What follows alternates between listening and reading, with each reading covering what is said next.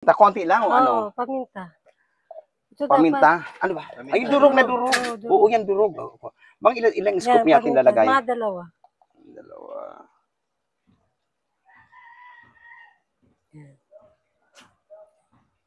Ayan. Yung mix mo na. Gusto pa nilang paminta, pwede naman maglagay, di ba? Oo, yung pwede na kayo maglagay na lang ng paminta kung anong gusto nyo ilagay.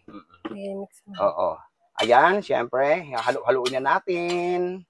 Malapit nang maluto ang tapos, tuyo, ano? Ito, betchin. Ayan, syempre, konting Ajinomoto. Di ba? Siyempre, pampalasa. Although may lasa na ako, so kinakailangan lagyan natin. Alam mo naman tayo. Ito yung tinidor. Tinidor. Ayan, luto na. Uy, tira mo naman ako strawberry, be. Pato na lang. Yan. Then? Oo. Lagyan na natin ng pasta, no? Oo, konti lang na. So, lalagyan natin ng pasta. Titikman natin ang recipe ni G Beautiful. O, di ba? Ikaw muna, kasi ako na, Oo. Ito ba, ganyan ba? Tapos lalagyan ng konting sauce. Yan, yan.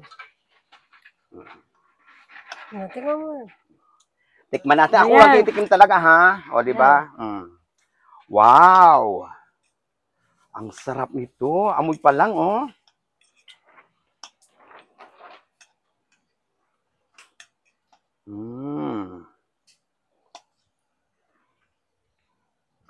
Sarap.